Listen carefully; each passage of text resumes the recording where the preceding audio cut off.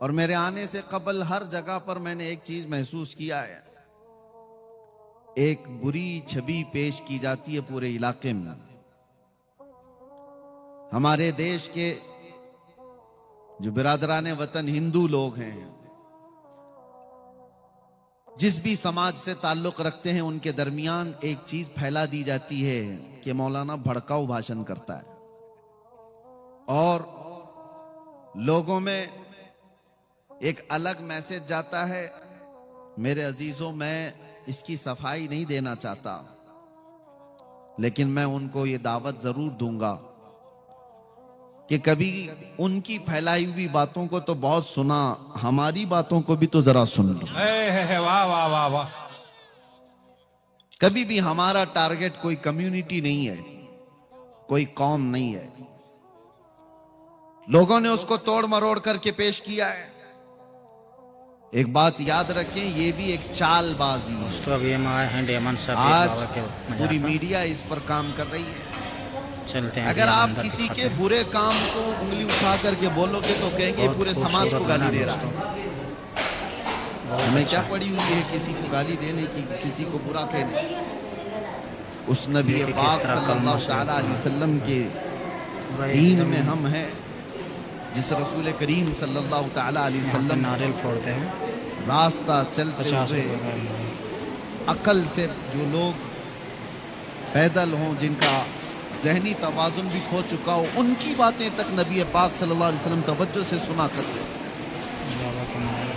हमारा ये मिजाज नहीं है। बच्चे लोग तो तस्वीर पढ़ा। लेकिन एक बात मैं आपको बताता हूँ, जो भी किसी भी जगह का हो, वो चाहे टोपी पहना हुआ हो, जुब्बा पहना हुआ भी क्यों ना हो, अगर नबी पाक सल्लल्लाहु अलैहि वसल्लम की तरफ गुस्ताखी की उंगली उठाता है तो फिर हम छोड़ते हैं। हम ये नहीं देखते हैं कि वो किस जगह से ताल्लुक रखता है। यही मेरा जुर्म है, यही मेरा कसूर है, जिसकी वजह से हमारे चेहरे को लोगों के दरमियान डरावना बनाकर पेश किया गया।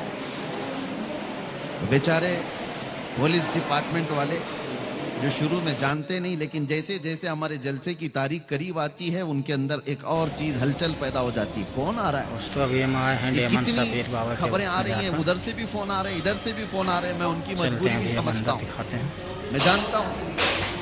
हर जगह से खूबसूरत बना दो, लॉ एंड ऑर्डर खराब हो जाएगा, डिस्टर्ब हो जाएगा। अच्छा, मैं आपको बताता हूँ, पिछले 3 सालों में 200 से ज्यादा जलसे किए होंगे। देखिए किस तरह कलमा से एक भी जगह लॉ एंड ऑर्डर खराब हुआ है तो मुझे ला करके दिखा दे, एक भी जगह। लेकिन हजारों ऐसे नौजवानों को मैं डिपार्टमेंट के सामने खड़ा कर सकता हूँ जो नबी पाक की मोहब्बत में उन्होंने नशा को छोड़ दिया। नारे तकबीर, नारे एक दो नहीं, सैकड़ों की तादाद में है जिनकी जिंदगियां कुछ और थी। लेकिन मैं ये नहीं कहता मेरी वजह से, हुजूर पाक की मोहब्बत की वजह से, नबी पाक सल्लल्लाहु अलैहि वसल्लम के नाम की निस्बत की वजह से उन्होंने अपनी पुरानी व अय्याश जिंदगी को खत्म कर दिया। कितना बहुत लोग ये इल्जाम लगाते रहते, लॉ एंड ऑर्डर डिस्टर्ब हो जाएगा, लोग बिगड़ जाएंगे, माहौल खराब हो जाएगा। ये नफरती लोगों के बारे में मैं इतनी बात कहूंगा कि हर समाज में लोग होते हैं और ऐसे कीड़ों की बात पर ज़हन नहीं देना चाहिए। मौसम में आते और मौसम में चले जाते। बात आप देखें, हम जिस मुल्क में रह रहे हैं, ये वो देश है जहां बरसों से ऐसी डाइवर्सिटी मौजूद है कि इसको कोई तोड़ नहीं पाया, आज तक कोई तोड़ नहीं पाया। आपको पता है हिंदुस्तान की ये खुसूसियत है, पूरी दुनिया में मैं बहुत सारी कंट्रीज को देखा है, बहुत सारे मुल्कों को जाकर के देखा है, वहां एक कौम अपनी ही कौम को मार रही। आप जाकर के न्यूज उठा करके देखे, मालूमात होंगी आपको। मुसलमान है तो मुसलमान को ही मार रहा है। दूसरी कोई कंट्री में पूरे के पूरे वही लोग हैं, वो आपस में एक दूसरे को मार रहे हैं।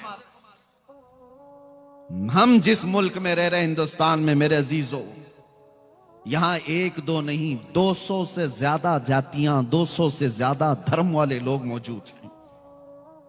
एक दो नहीं, 200 से ज्यादा रिलीजियंस यहां पर मौजूद हैं और सब जी रहे हैं, सब जी रहे हैं।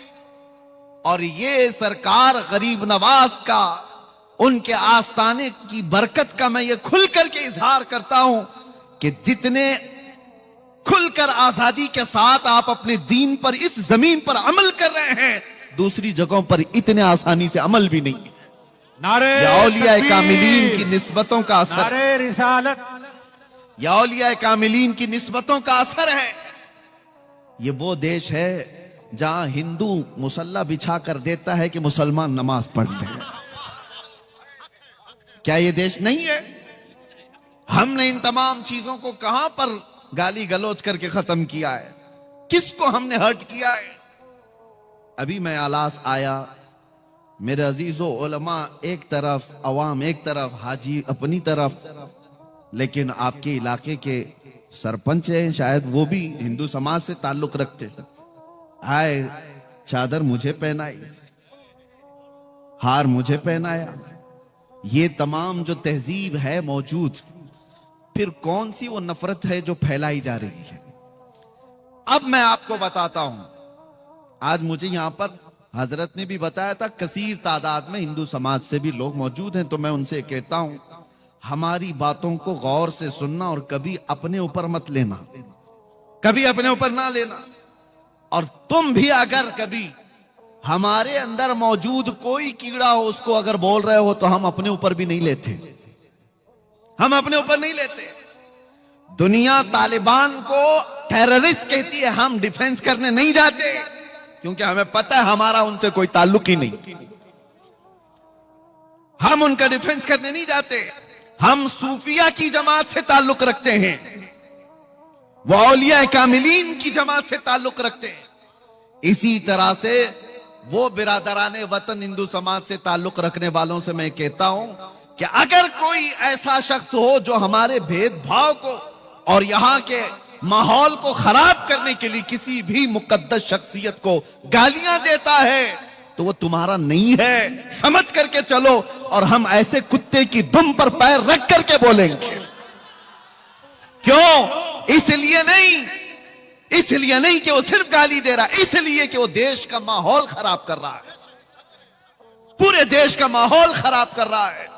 और ऐसी जगह पर हम जो बात करते हैं, तो इसीलिए दुनिया को ये हमारा चेहरा पेश किया जा रहा है कि ये भड़काऊ भाषण करता है। भड़काऊ भाषण, कैंसर का इलाज करने के लिए अगर फोड़ी को काटना पड़े तो डॉक्टर जो है वो कातिल नहीं कहलाता, डॉक्टर कातिल नहीं कहलाता। अगर कोई ऐसी फोड़ी हो जिससे कैंसर पूरे जिस्म में फैल सकता है, तो उस फोड़ी को डॉक्टर काटता है, कैंची से हो, चाकू से हो। लेकिन कोई ये नहीं कहता कि डॉक्टर मर्डर कर रहा है, कातिल है, चाकू का इस्तेमाल कर रहा है। नहीं, कुछ जगह ऐसी होती हैं जहां पर फोड़ी को काटने के लिए उस छुरी का इस्तेमाल डॉक्टर करता है, और कुछ कौम के अंदर ऐसे कीड़े होते हैं जिनके लिए हमारी ऐसी तेज जुबान का इस्तेमाल करना पड़ता है। बाकी हमारी आदत नहीं है, बाकी हमारी आदत नहीं। हम नरम गुफ्तगू ही करते हैं, अखलाक की गुफ्तगू ही करते हैं, मुआशरे की बुराइयों के मुतालिक लोगों को अवेयरनेस करते हैं। लेकिन नबी पाक सल्लल्लाहु ताला अलैहि वसल्लम की शान को समझो मेरे अजीजों। मैं एक बात कहता हूं, हमने कभी किसी दीन के, किसी धर्म के बड़ी शख्सियत को उंगली उठाकर छेड़ा तो नहीं है। कभी दिखा दो हमारी तारीख में, किसी को कुछ कहा हो, कहीं गालियां दी हो, किसी के चरित्र पर बात किया हो? नहीं। जब ये पूरी कौम किसी भी धर्म की मुकद्दस शख्सियत को नहीं बात करती, तो इतना तुम्हारे अंदर भी सहज होना चाहिए कि जो कौम अपने नबी पर अपनी जानें कुर्बान करती है, उसकी तरफ उंगली तो मत उठाओ। अगर गाली देने का ज्यादा शौक है, आ जाओ हमें गाली दे दो, हमारे माँ बाप को, हमारे खानदान को, जिसको कोसना है खूब कोसो। अरे हम सुन लेंगे हमारे लिए गालियां, लेकिन नबी पाक की शान में अगर बोलोगे तो फिर कौम क्या, हमारा 8 साल का बच्चा भी बर्दाश्त नहीं करता। ये हमारा दीन है, ये हमारा दीन है। अब आगे की बात मैं करता हूं मेरे अजीजों। ये इजहार करना मुझे जरूरी था कि लोगों ने जो हमारा एक चेहरा पेश किया है, डिपार्टमेंट वाले भी बहुत तवज्जो से सुने, और जितने हैं, हमारी कोई तकरीर हवा में नहीं जाती, सब रिकॉर्ड रहती है, मुझे पता है। और ऐसी रिकॉर्ड होती है कि एक जुमला यहां रिकॉर्ड होता है, यूट्यूब पे आने तक उस पे बहुत मसाला आ चुका होता है, बहुत कुछ आ चुका होता है। आधे से ज्यादा तो हमारी तकरीरों को यूट्यूबर लोगों ने बर्बाद करके रखा है। पता नहीं क्या क्या थंबनेल लगा लगा करके पूरी दुनिया को डराते हैं। और कितनी मर्तबा तो मुझे कैद में पहुंचाया, कितनी बार तो आजाद कराया, कितनी बार तो कब्र में भी पहुंचाया। इनका भरोसा नहीं है। और एक बात बड़ी अच्छी है, पुलिस डिपार्टमेंट से एक बड़े सीनियर ओहदेदार वो इन्वेस्टिगेशन में बैठे हुए थे और कुछ लोग बहुत चीजें वायरल किए हुए थे। मैं देख करके घबराया। मैं कहा साहब ये तो मैंने कभी कहा नहीं, साहब ये बात तो है नहीं। तो उन्होंने कहा मौलाना बंद कर दो, यूट्यूब पर हम भी भरोसा नहीं करते, इन सब तमाम चीजों पर हम भी नहीं भरोसा करते। कानून की प्रक्रिया है। तो बहरहाल मैं जो बातें कह रहा हूं उसको तवज्जो से सुने। इस पूरी कायनात में अल्लाह तबारक व तआला ने आपको पैदा किया और आपके पास दीन इस्लाम है, और सबसे बड़ी दौलत तुम्हारे पास जो मौजूद है वो कौन सी है? कभी सोचा आपने? दुनिया अगरचे कहती हो सब लुट गए, हमारे सारे हालात खराब हो गए, बच्चे बिगड़ गए, आवारा हो गए, औरतें बेपर्दा हो गईं, एजुकेशन में कमी आ गई, अखलाक में गिरावट आ गई, क़ियादत खत्म हो गई, ये कौम टूटी बिखरी हुई है। सब यही तो कहते हैं आज बैकवर्ड कौम है ये, और इतनी बैकवर्ड कि सबसे नीचे तुम्हारा नाम आने लग गया, कि तुम्हारा एजुकेशन लेवल सबसे नीचे आ गया है। ये तमाम बातें तो आज मौजूद हैं, लेकिन फिर मैं कहता हूं 24 घंटे तुम रडार पे क्यों रहते हो? जब ये टूटी बिखरी हुई कौम है तो फिर हर मीडिया वाले का मुद्दा तुम ही क्यों रहते हो? उस कौम से क्यों डर है लोगों को? एक बात समझ में आती है मेरे अजीजों, कि जिसको इकबाल ने 100 साल पहले कहा था, कुछ बात तो है कि मिटती नहीं हस्ती हमारी, कुछ बात तो है कि मिटती नहीं हस्ती हमारी। सदियों रहा है दुश्मन दौरे ज़मा हमारा, यूनान और मिस्र रोमा सब मिट गए जहां से, बाकी मगर है अब तक नामो निशां हमारा। किस वजह से आज पूरी दुनिया तुम्हें रडार पर रखती है वो समझ करके चलो। तौहीद की अमानत सीनों में है हमारे, इश्क़े रसूल की अमानत सीनों में है हमारे, आसान नहीं मिटाना नामो निशा हमारा। नारे तकबीर, नारे रिसालत, तहफ़्फ़ुज़ ईमान कॉन्फ्रेंस, अल्लामा मुफ्ती सलमान अज़हरी साहब किबला, अल्लामा मुफ्ती सलमान अज़हरी साहब किबला। बस अपने ईमान की हिफाजत करो। जो दौलत तुम्हारे पास है वो सबसे बड़ी दौलत, सबसे बड़ी दौलत है। आज ही मैंने जुमा में एक जुमला आपके सामने अर्ज किया मीरज में, कि क्या आपने बचपन से जब से आंखें खोली मस्जिदों में नमाज तो पढ़ी होगी, पता नहीं कितनी मस्जिदों में सजदे किए, लेकिन क्या कभी सजदा करने के वक्त आपने खुदा की कोई तस्वीर सामने देखी? कभी किसी ने बनाई? नहीं। पूरी दुनिया में किसी मस्जिद में खुदा की तस्वीर नहीं होती, अल्लाह की कोई तस्वीर नहीं है। और मैं कहता हूं एक वाहिद कौम है ये जो बिना देखे सजदे में गिर जाती है, बिना देखे सजदे में गिर जाती है। ये तुम्हारा ईमान है जो अल्लाह ताला की जात पर ऐसा यकीन है तुम्हारा। अल्लाह है, सिर्फ आपने सुना है, देखा नहीं है। और दुनिया में हर आदमी ये कहता है बगैर टच किए बगैर देखे तो मैं मानूंगा नहीं। सारे लोग, अकल वाले लोग यही कहते हैं किसी भी दूसरी चीज के बारे में, लेकिन जब अल्लाह की बात आए तो ईमान वाला कभी ये नहीं पूछता किसी मौलाना से कि मैं देख करके ईमान लाऊंगा। कभी कोई नहीं कहता मैं टच करके ईमान लाऊंगा, नहीं। उसको बचपन से बताया गया अल्लाह है, उसने कभी ये पूछा ही नहीं कैसा है, कहां है, उसको बता दिया गया अल्लाह है। यही ईमान जो आज तक तुम्हें मजबूत रखा हुआ है, ये ईमान है। ये ईमान इतना मजबूत है मेरे अजीजों, तुम्हें न जुमा में कभी प्रचार करके बुलाना पड़ता है। किस मस्जिद में पोस्टर लगता है कि यहां जुमा होने वाली, किसी मस्जिद का ऐलान होता है? हर इलाके में जुमा का दिन आया तो सारी सफ़ें भर गई, और सफ़ें भी ऐसी कि अमीर और गरीब, फकीर और गनी सब एक ही जगह। सब आए, ना कोई वीआईपी सफ है, ना कोई कैटेगरी वाइज सफें लगती है, सब आ गए। ये कौन सी चीजें हैं जो तुम्हें इस तरह आज तक बांधी हुई हैं? वैसे देखा जाए तो दुनिया हमें यतीम कहती है कि इनका कोई कायद नहीं, इनका कोई लीडर नहीं, ये सब बिखरे हुए लोग हैं। लेकिन आओ जुमा का वक्त आए तो यही बिखरे हुए एक सफ में खड़े नजर आते हैं, एक आवाज पर झुक जाते हैं। किसी एक साहब ने पूछा था मिलिट्री को जो ट्रेन किए हुए हैं, यूएस की मिलिट्री, जापान की मिलिट्री, चाइना की मिलिट्री, उनसे पूछा गया था कि अगर कोई 10,000 की मिलिट्री को आपको तरतीब देना है तो कितना टाइम लगेगा? किसी जर्नल ने कहा, बड़े शख्स ने कहा, अगर 10,000 की फौज को तरतीब में लाना है तो 2 से 4 घंटे लग सकते हैं। किसी मुल्क ने कहा 6 घंटे लग सकते हैं। किसी ने कहा बहुत फास्ट लेवल पर ये पूरी तरतीब देना हो तो 1 घंटा लग सकता है। ये ट्रेंड फौज है, ट्रेंड सोल्जर्स हैं, जिनका पूरा का पूरा ऐसा तजुर्बा है कि वही काम करते हैं। तो उस शख्स ने मुस्कुरा करके कहा, कभी आओ हरम काबा में और कभी आओ हरम मुस्तफा में। 1000 नहीं, 2000 नहीं, 1 लाख से ज्यादा लोग खड़े हैं। इधर इकामत हुई और इधर इमाम ने तकबीर बांधी। ना कोई सफों को दुरुस्त करने वाला पुलिस है, ना कोई वहां पर वॉलंटियर है, कोई नहीं है। सबकी सफें खुद ब खुद दुरुस्त हो जा रही हैं। वहां पर अमीर गनी सबकी सफें खुद लग जाती हैं।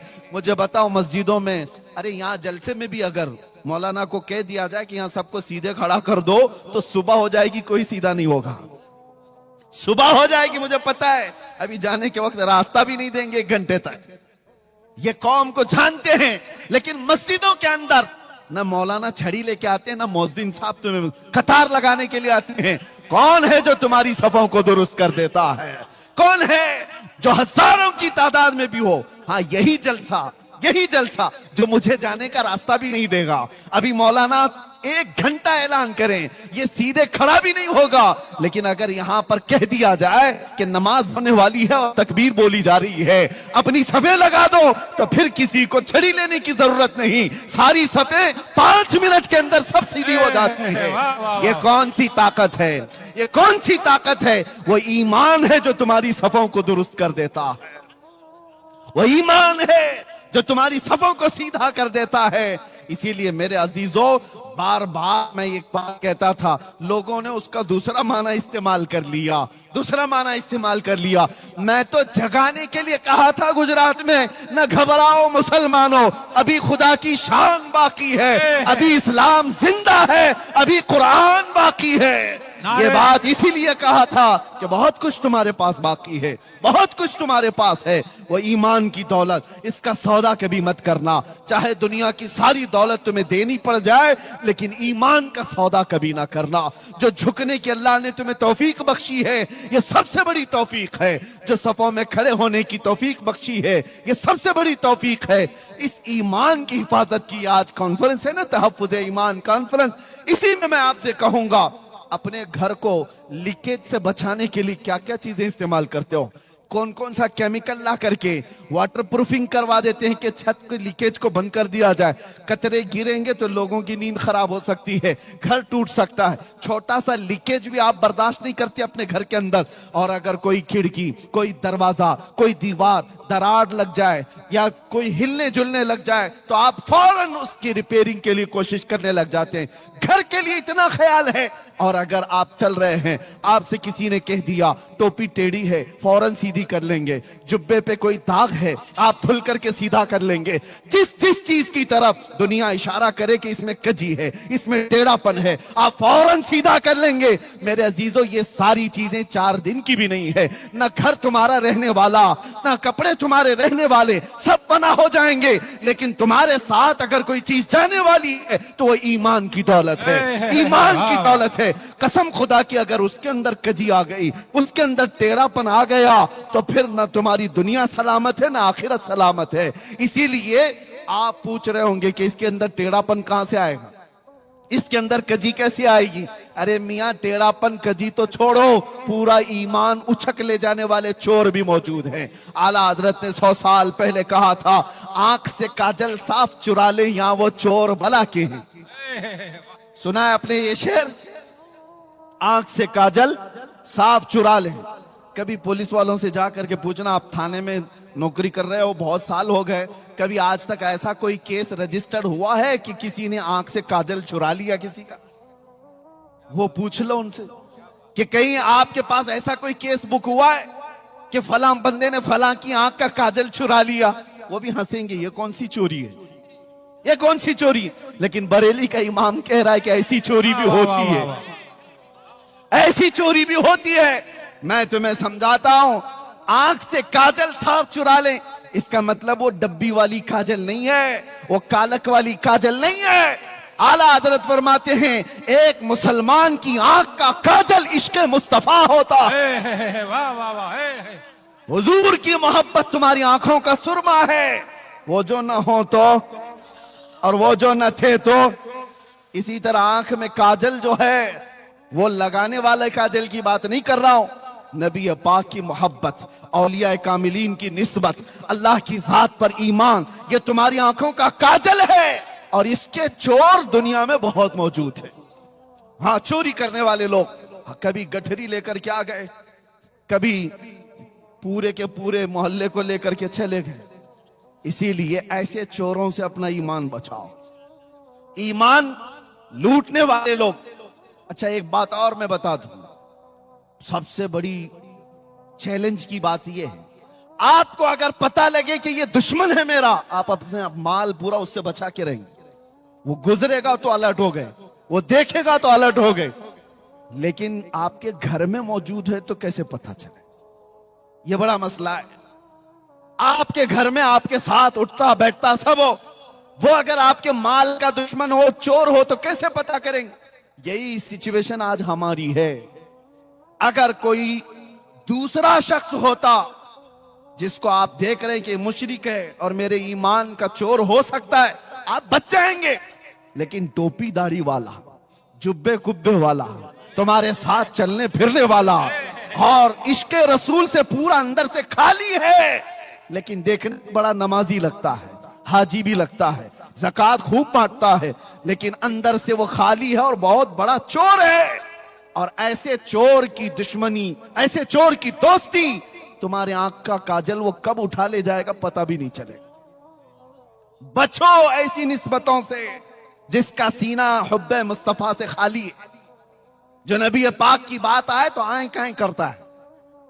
और फिर हाँ, कितने ऐसे, अभी देखो बौछार होती है सोशल मीडिया पर कि मौलाना मजार पर गए, खड़े हो गए, मौलाना नमाज के बाद खड़े हो गए, या नबी सलाम अलैका कह रहे, मौलाना ये कर रहे, नबी का नाम आया तो खड़े हो गए। मैं उन जालिमों से कहता हूं, कोई नेता आए तो उसके छाटने के लिए तुम खड़े हो जाते हो? तुम्हें मुबारक दुनिया के वो कुछ है, हमें मुबारक हमारे नबी की इज्जत। हम अपने नबी पाक के नाम पर खड़े होते हैं तो ये अल्लाह की अता है कि अल्लाह ने अपने नबी के गुलाम में ये तौफीक बख्शी है कि वो अपने नबी के नाम पर खड़े होते हैं। ये वो लोग हैं जो साथ रहते हैं और ईमान के डकैत हैं, ईमान के चोर हैं।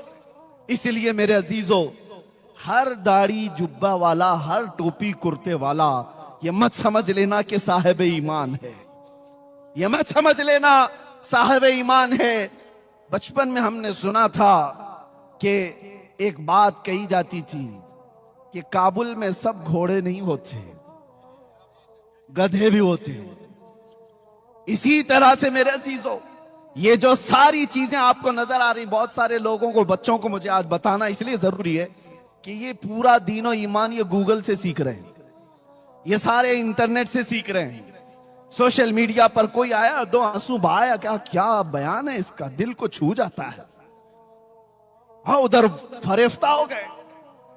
और इनकी मिसाल ऐसी है, मैं आपको बता दूं, हमारे एक बुजुर्ग आलिम दीन ने कहा था, तवज्जो है नौजवानों, सुनो, ईमान की हिफाजत के लिए बात कर रहा हूं। ये अंधा बगोला देखा है आपने? वो व्हाइट कलर का, क्या कहते हैं आपके यहां? बगोला ही ना। बहुत खूबसूरत दिखता है, बहुत खूबसूरत रहता है। एक बार किसी तालाब में जाकर बैठा और सर झुकाए बैठा है। उसकी खूबसूरती पर कौन नहीं फिदा, और भोलापन भी इतना दिखता है, इतना भोला है, कभी किसी को टच भी नहीं करता। और ऐसी भोलेपन पर कुर्बान होकर छोटी छोटी मछलियां उसमें आ गई। मछलियों में एक शोर मच गया। अल्लाह वाले आए हुए हैं, बहुत बड़े बुजुर्ग आए हुए हैं। अरे चलो सब जियारत के लिए। सारी मछलियां कह रही हैं, एक छोटी मछली दूसरी मछली से कह रही है, इतना नूर है चेहरे पर, इतने खूबसूरत हैं, और सर झुकाए सुबह से तस्बीह पढ़ रहे, तस्बीह पढ़ रहे हैं। चलो सारी मछलियां जियारत के लिए। अरे भगदड़ मची हुई थी, सब मछलियां जा रही हैं बगोला देखने के लिए। एक दादी अम्मा भी थी, बड़ी मछली थी, उसको खबर मिली कि ये सब कहां जा रही हैं। तो सबों ने कहा कि आज तो एक अल्लाह वाले हैं, लंबी चोंच है, उजले कपड़े हैं, तस्बीह पढ़ रहे हैं, आंख बंद है, सर झुका हुआ है। उस दादी अम्मा ने कहा वो चोर है। कहा तुम उसको अल्लाह वाला समझ रही हो, मत जाओ।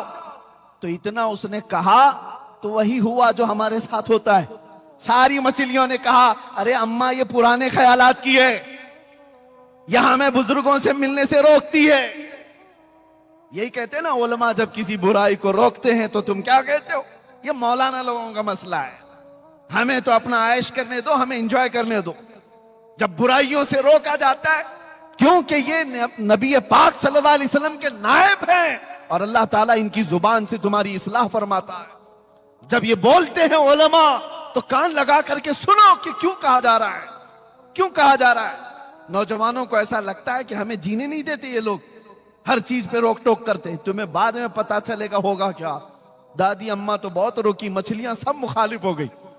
कहा ये इस बूढ़ी को छोड़ दो, इसने दुनिया कहां देखी, ये पुराने ख्यालात की, हम तो देखेंगे वो बुजुर्ग को, हम तो जियारत करेंगे। और सबों ने मिलकर के जत्थे के जत्थे जा करके जियारत पर चली आई। और मेरे अजीजों, जब बगोले के आसपास सब नमन करने आई होंगी, सलाम करने आई होंगी, बगोला देखता रहा, दो पैरों में और एक चोंच में मार करके उड़ गया।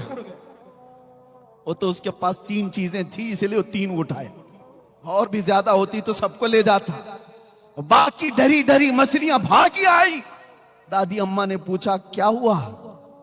सबों ने कहा तुमने जो कहा था वही चोर निकला।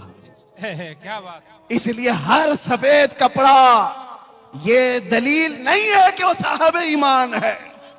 वाह वाह वाह वाह। दिखने में चेहरा भोला भाला हो और हाथ में तस्बीह लेकर के घूमता हो, जरूरी नहीं कि वो अल्लाह वाला है। अल्लाह वाले की पहचान तस्बीह दाढ़ी टोपी से नहीं होती, अल्लाह वाले की पहचान इश्क रसूल से होती है। नारे तकबीर, नारे रिसालत, तहफ्फुज़ ईमान कॉन्फ्रेंस, लब्बैक या रसूल अल्लाह, लब्बैक या रसूल अल्लाह। अल्लामा मुफ्ती सलमान अज़हरी साहब किबला।